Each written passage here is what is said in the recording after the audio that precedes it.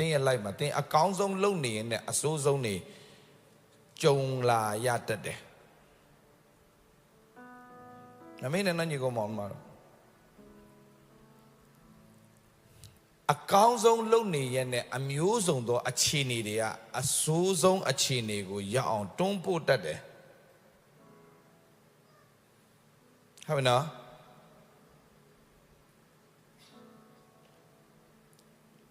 အဲ့ဒီအချိန်မှာကိုယ်ဒုက္ခအပေးဆုံးကဒီမျက်လုံးပဲဒုက္ခပေးဆိုတာဒီမျက်လုံးပဲဒီမျက်လုံးနဲ့ကျွန်တော်တို့အသက်ရှင်လို့မရဘူးဗျဒါဟိုကျွန်တော်ပြောနေတဲ့စကားဝိညာဉ်စကားဖြစ်တော့ကြောင့်တင်နားလည်မယ်လို့ယုံကြည်ပါတယ်ဝိညာဉ်တဘောကတော့ဗာလဲဆိုတော့ဒီမျက်လုံးကအခြေအနေအမှန်သူမမြင်နိုင်ဘူးဗျဒီမျက်လုံးနဲ့တင်ဆုံးဖြတ်ချက်ချရင်တင်တရားမှာ99.9% တင်မှားနိုင်တယ်မှားနိုင်တယ်ဒါကြောင့်ရှင်ပေါလုကအေဖတ်မြို့မှာရှိတဲ့သူတွေကိုသူဆုတောင်းပေးတဲ့အခါမှာ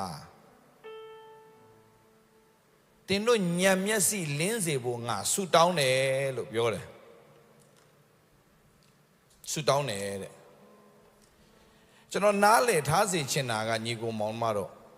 နံပါတ်1ကျွန်တော်ဖခင်အယံကောင်းမြတ်တဲ့ဖခင်ဖြစ်တယ်ကဲဒါဆိုရင်တင်ပြောစရာစကားတို့ပြန်ရှိလားဆရာအကောင်းမြ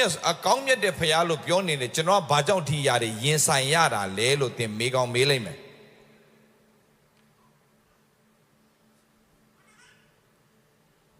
โอเค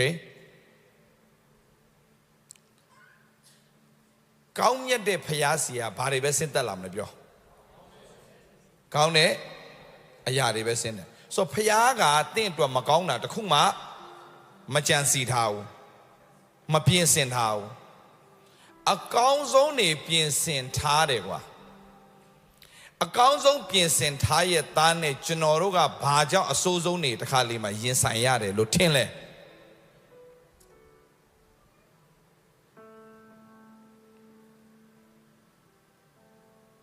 ကျွန်တော်နားလည်အောင်ပြောပြမယ်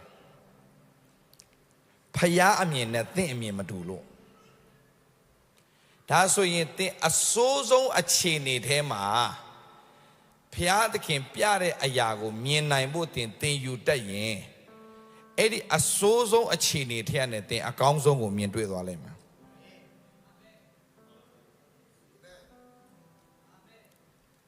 ဆိုတော့ကျွန်တော်တို့ယုံကြည်သူညီကိုမောင်မအားလုံးကျွန်တော်ပြောပြချင်တယ်သင်ရဲ့မျက်လုံးနဲ့ဆုံးဖြတ်ချက်ချတာမဟုတ်ဘဲနဲ့ဖယားမျက်လုံးကိုရအောင်တောင်းတတ်တော်သူတွေဖြစ်ပါစေ။